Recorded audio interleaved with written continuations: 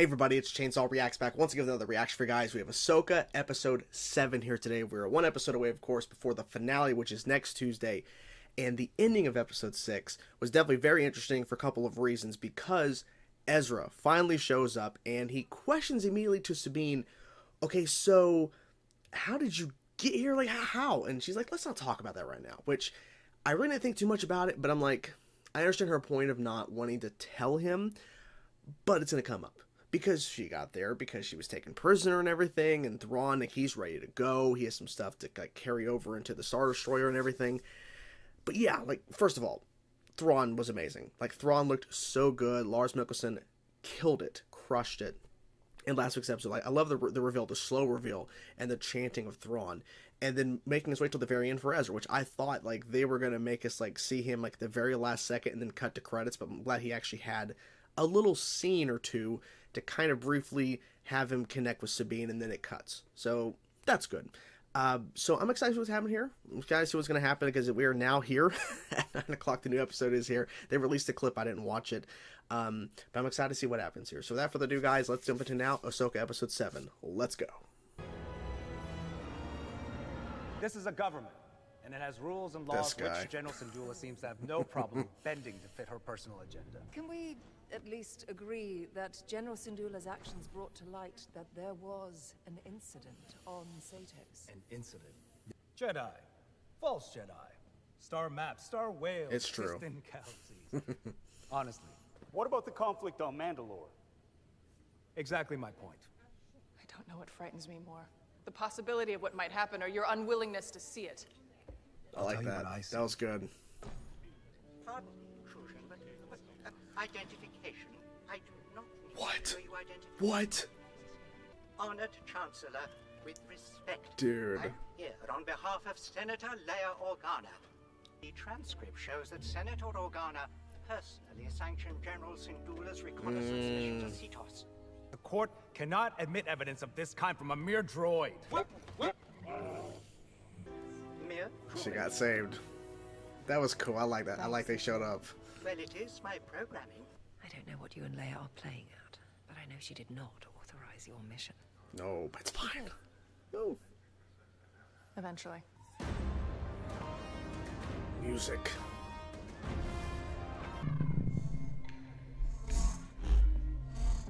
In this war, you will face more than just droids. General Grievous, Asajj Ventress. It's my responsibility to prepare you. I love this. Practice these forms often. That's so good. Don't be afraid. Just remember what I taught you and trust your instincts. I know you can do this, Ahsoka. That is great. That is so cool. He made 20 or more of these recordings. This was his last one. Very thoughtful. I would point out that you are assuming the Star Whales have brought us to the correct galaxy, let alone the same that's system, true. or even the same They did, though. planet They where did. Lady Wren was taken.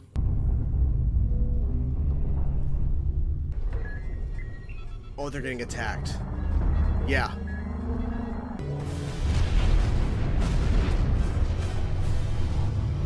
That shot. Oh my god. Head towards the planet. The field eventually terminates. Oh, they're getting out. They're stuck. They're stuck. I was being optimistic. Come on. Follow me.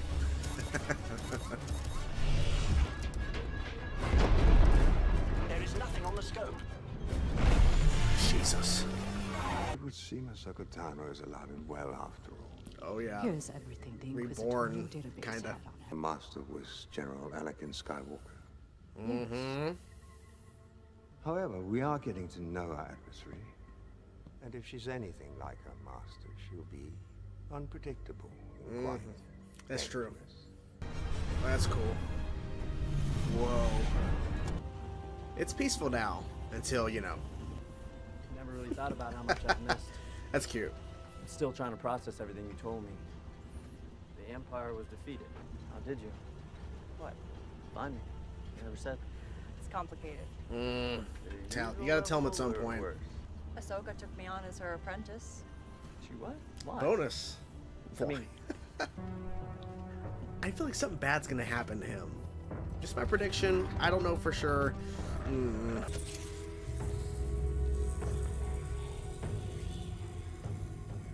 We don't need a scan.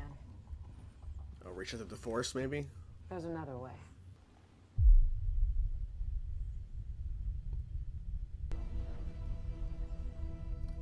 She feels it. Yeah, she felt it, yeah. Ahsoka. Hey, you alright? Does she know that... I see her. Do you know that... Can she sense Ezra too? Uh-oh. Something happened. What was it? Connection in the Force. Yeah. Oh no. Come on. They found us! Don't worry. I know where we're going.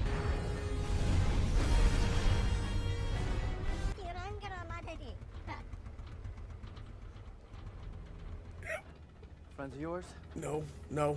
No. Contact Thrawn. Kill Sabine Wren and Ezra Bridger. Then take your place in the coming Empire. Ambition drives you in one direction. My path lies in another. One parting lesson, Shin. Impatience for victory will guarantee defeat. If Lord Balin proves capable, we may yet win the day. But he's not there. He's done. He's done. Oh my god. And... Okay, okay.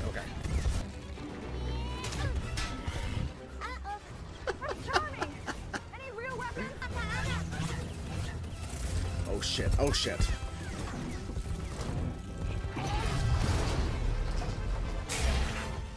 It's not working.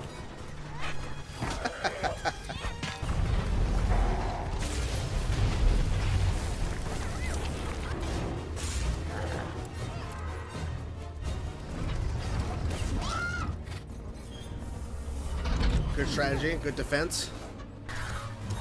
And they're coming. Okay, come on, come on. Oh shit, oh shit. Nice. Ooh. Well now. He doesn't want to fight you. I don't know. This is a surprise. Can't allow you to interfere. I don't have time for this. That I know. Stance. I feel like he's gonna die here. That's my prediction. He's gonna die. Very funny. No, I'm serious. Take it. I gave it to you. It's yours now. At least take a blaster.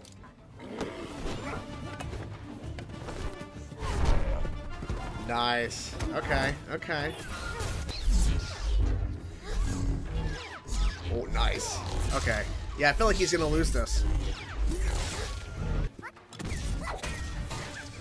I love that.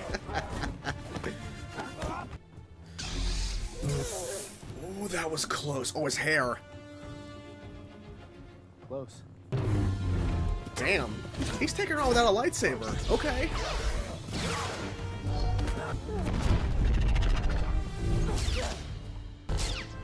We got a lot going on at the same time right now. Jesus. Can't defeat me. Perhaps. Oh, shit. I don't have to.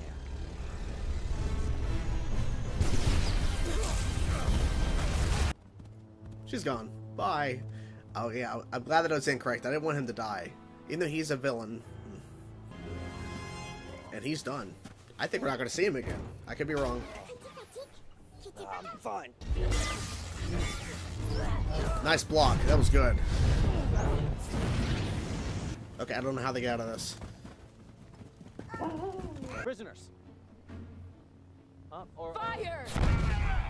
Ahsoka. Here comes Ahsoka. Here we go. You're nothing. You're nothing against her. I love that. Gun, like blaster and lightsaber. Oh, nice. Go Ezra. These are unfortunate, but acceptable losses given the absence of Lord Balin. What are you gonna do now? What are you gonna do? You gonna leave with them? I can help you. Thought you were dead. And miss this reunion? I thought she was dead. It's a long story. Long story. And there you have it, guys. That was Ahsoka episode 7. Wow. Okay. In that third act of this episode, there was so much going on. So, overall, really had a good time with this episode. And the thing is, it didn't feel like a penultimate episode to a season of a show, because we have one more episode, and this is it for the season. Now, I've been saying for quite a while that the ending of this show is going to lead into the Dave Filoni directed film, which has been confirmed to be a Mando film, right? But my guess is, because it's been rumored for quite a while, it's Heir to the Empire. That's the title. Of course, they're taking that title, of course, from the Thrawn trilogy, from the original Thrawn trilogy, Heir to the Empire, taking that title, because we're clearly not wrapping up the Thrawn stuff here. Clearly, because it's going to be in the movie when this is all kind of wrapped up, or at least continued or whatever. Because I think we're going to get Ahsoka Season 2. It just won't be the continuation of Thrawn. It's going to be after the Dave Filoni directed film. That's my theory. That's my prediction. I don't know. I love the reunion with Ezra and Ahsoka. It was simple, but effective in terms of their reunion. Like, they have to wait a moment because they're still Shin and everything, which there's a lot to discuss about that, particularly because there was a lot of rumors after you watch episode 6 and listen to Balin's dialogue, which was great dialogue, by the way, like really good dialogue in episode 6 from Balin. Ray Stevenson, once again, Ray Stevenson, rest in peace. Phenomenal performance as Balin. But there's a lot of predictions of what his character was referring to in terms of like what he means about like his path or whatever. Let me fix my mic there. What he was referring to in terms of a greater power, that maybe the witches or whatever, like they're trying to leave, like why are they so ready to leave with Thrawn? And then there was a lot of more predictions and theories about like, is he going to die, or is Shin going to die, or is Shin going to kill him? There was a lot of predictions, and one of them came true in terms of Balin decided to not interfere with Shin going down there to attack Ezra and Sabine, of course, before Ahsoka showed up. So that's when he had to intervene in that, because Ahsoka chose to take him on again. Like, she could have easily went down and was with Sabine and Ezra and protecting those turtle-like type alien creatures, but instead she decided to land out of the ship to fight Balin. Now, she was under the assumption Balin was there to continue his mission from Thrawn, even though she didn't know that exactly what was happening, but there he is. There's the guy who basically killed me, in a sense, and kicked me off the ledge, and then was the one to persuade Sabine to give the map over. So her thinking was, I'm going to go fight him. I started theorizing he's going to die here, because I don't know where they're taking his character.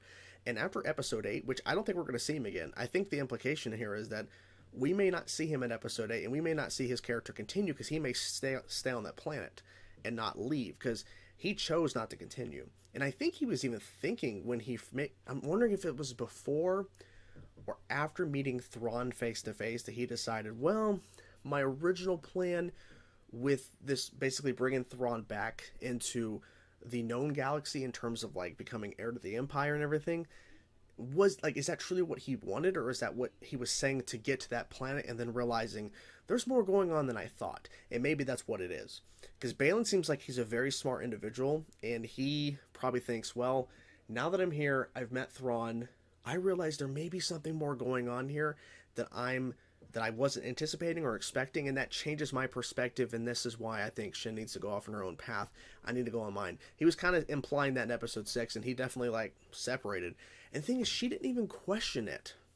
And I'm wondering if it's because if you really look back on their dynamic throughout the show so far, he's been kind of setting her up on her to do what she wants to do, or basically like giving her lessons in terms of change and everything, because he was referring back in episode 6 about the fall of the Jedi and all that kind of stuff, and how he was reminiscing on a time where it stood for something different than it ended up being and all that. So I'm wondering if he was basically telling her that, you know, you need to stand up for what you want and what I think is best, you know, what you think is best or whatever, and he's basically doing that for himself, but also sending her on her own path. So maybe that's what he was kind of setting her up, and that's why she really didn't question that you go on and do this and be a part of this new empire, and he doesn't want to be part of it. I don't know. Ezra still doesn't know how Sabine or even Ahsoka got there, because he even questioned Sabine. He's like, so how did you get here again? You really didn't tell me. It's a long story. What about Ahsoka? It's a long story. So I kind of wish, you know, he would find out. He's going to find out, of course, in the next episode, but I thought he was going to find out here. But maybe it's not really going to matter too much, because now the ultimate goal is to get back on the Star Destroyer, because how are they going to get back? So we'll see how that all plays out. I loved the Hayden Christensen cameo in this episode, where and now it's confirmed he has recorded training messages and training stuff for Ahsoka, and that was the last one that he made that she was listening and watching and training to. So is that implying that throughout time Ahsoka has been watching these videos, or at a certain point she decided to start watching old Anakin videos that he had filmed? I'm guessing that's what the implication is, that she at some point has. It's just we've never seen it, because I don't think this has ever been... No, I think there was one training thing that was shown in Rebels, if I'm remembering correctly, but I don't think it was like this specific. But it was cool to see Hayden back, and that armor, the Clone Wars armor. It was so cool to see that again, and the fact that he was basically kind of talking to her in a sense and interacting with her, even though it really wasn't. Because even though I knew it was a video playback message, clearly it's not a Force ghost, clearly. But the way they like stared at each other at the end, and they both bowed or whatever, like, it was interesting. Like, it was like, okay, this is like, it's like he's really there, but he's not. That was really cool. A little detail to have in the mix, and her training and everything. And I think that really helped, because, see, I think on the Baylan fight, she definitely was more prepared, I think, for that Baylan fight, because I think she's in a different place now, because what she went through in episode 5 with basically choosing live or die between the Anakin Force Ghost kind of Vader thing, which was really awesome, by the way. But still, it's like, it's interesting that she's in a different place. She's Ahsoka White. She's reborn, essentially. I think overall, like I said, the episode was good. I really liked Thrawn. And I was wondering how much Thrawn was going to get with Lars, and he actually had a pretty interesting role. And the fact that he kind of saw, even though they were losing and Baylan was not there, he saw this as a win. Kind of. I'm like, how do you see this first fight as a win exactly? But Thrawn sees things differently, because he was also saying too earlier, is like, well, if we can kind of, because he's like, wait, this is Anakin Skywalker's Padawan, really? So he was thinking she's going to be unpredictable like him, and that's correct. She is unpredictable. She's going to make decisions and choices that's going to throw them off. So he's like, any which way she can go, we need to be one step ahead. And so he's pretty smart on that front in terms of her unpredictability. He was correct on that. But I'm really curious about how he sees the reunion of Ahsoka, Ezra, and Sabine as a good thing for them, in terms of this is a win for them. But I think it's more so Thrawn knows what to expect now when it comes to Ahsoka, Sabine, and Ezra. More specifically Ahsoka, because that's the person he was kind of like fighting in a sense for the first time, kind of, you know? So that was interesting to see how that kind of unfolded, and how Morgan is kind of questioning, second-guessing Thrawn. I feel like she's going to die in episode 8, this season finale. I feel like she's going to die. I feel like Morgan's probably going to bite the dust. Maybe I'm right, maybe I'm wrong, we'll see. Anything else in particular that I'm forgetting to mention? I kind of figured the Space Wolves were going to leave. I kind of figured, because the minefield was there, they were going to exit. So they're kind of stuck there. And so the Star Destroyer is the only way to get back. So I'm guessing they're going to find a way back on the Star Destroyer. Not sure how. I know what I was going to talk about. So seeing the action scene in the third act. So I talked about the Ahsoka and Baylan, but when it was actually Ezra and Sabine working together, and Sabine running around with a blaster and a lightsaber was cool, but Ezra was like, no, I'm just going to use my force powers and everything, and just kind of do that. And it makes sense, because Ezra taking the lightsaber now after all this time, it would be cool, right? For us Rebels fans, it'd be really cool to see Ezra with a lightsaber. However, he's been without one for so long, it makes sense that he was more focusing on hand-to-hand combat and force pushing. That was what he was relying on. It wasn't so much, because that would have been like I would consider, if Ezra, after all this time, for a long time, years, of not holding a lightsaber, not training with a lightsaber at all, he had no way to get a hold of one. And of course, he even mentioned to Sabine, I gave it to you. Take it, keep it, I don't want it. But for him to then get the lightsaber, it would be considered, I think, fan service, and it would not make sense, because he would be rusty as hell, because he hasn't trained with a lightsaber in years. And presumably, he's living with the peaceful people, this peaceful alien species, that he wouldn't really be training. But he seems like he has been, just in case, because obviously there's like raiders and other like type of people out there, so it makes sense that he'd be prepared. But him to get a lightsaber makes no sense right now. Now it would make sense down the road if he was to continue on appearing in live action stuff and retraining with a lightsaber. That makes sense, but here it wouldn't make any sense, at least in my opinion. So yeah, this was good. This was good. And seeing Shin fight Ahsoka for a bit, that was just funny as hell because Shin has no chance. And well, also one last thing. Ahsoka let her leave. Ahsoka let her walk away. Oh, the cameo in the beginning. I'll talk about that in a second. Sorry. But I'm surprised Ahsoka let her go. But I think it makes sense because Ahsoka wants to help her. I think Ahsoka realized Baylan was abandoning Shin, or at least was not, because he wasn't down there in the fight. Because he just walked away. Because, see, Baylan didn't show up to rescue Shin, right? The stormtroopers were called back, and she was just still standing there. It's like, hand over your lightsaber, we can help you, and then they let her go, and then stop Sabine from chasing after her. Because, of course, Sabine wants to chase her because that Shin stabbed her, right, in episode 1. So, interesting that Ahsoka let her go. I think because maybe she'll realize that maybe Shin will maybe not continue, because that's also another theory too, that Shin will turn against Thrawn and all them, because Baylan seems like he's done with whatever, like maybe he was always planning to, like, you know, wherever Thrawn is, he wants to stay there or something. I don't know, he wants to rebuild something. I don't know what he's going to do. The cameo in the beginning, so Hera had that, like, I forgot, because there was so much stuff that happened in the episode. So Hera was there in that meeting with that asshole guy, of course, on that, like, hearing or whatever, and of course it's being led by oh god, Mon Mothma, and C-3PO shows up. I don't know, I didn't see the credits, I don't know if that was Anthony Daniels. I know it was his voice, at least I hope it was his voice, because it sounded just like him, but I don't know if that was him physically in the suit, again, to play C-3PO, blah. But it was cool to have him there, and to mention Leia Organa. Leia was the one who authorized this mission, sure. That was a cool little moment, that was cool. Was it needed? No, but it was a nice little moment, because you don't, because I think once, because we've already had a CGI, like, it was a CGI, not a deepfake, it was a CGI Leia face at the end of Rogue One to lead into A New Hope. I don't know if they were ready to do a deepfake Leia. I don't know, I feel like they just weren't ready to do that, and I feel like at some point it's going to happen, but at least C-3PO makes more sense because he's being set on behalf of her, so it kind of gets around that whole thing of where, okay, he's around at this time, we know that timeline-wise, and we can just avoid the whole deepfake and spending more money on production, and or at least post-production work. Just get C-3PO, and if it's Anthony Daniels, awesome. If not, it's just somebody else in the suit, and he's doing the voice. At least that's what I'm hoping, because I know with the whole Vader thing, when they had Vader, when it was Luke, but they also had some Vader stuff in Obi-Wan, like that was all like AI kind of generated, like voice work or whatever, so I don't know. But anyways, guys, that was the episode. I hope you guys enjoyed the reaction. I'm curious to know what you thought about the episode, guys. Let me know your thoughts in the comments below. Talk to you guys soon. Peace out.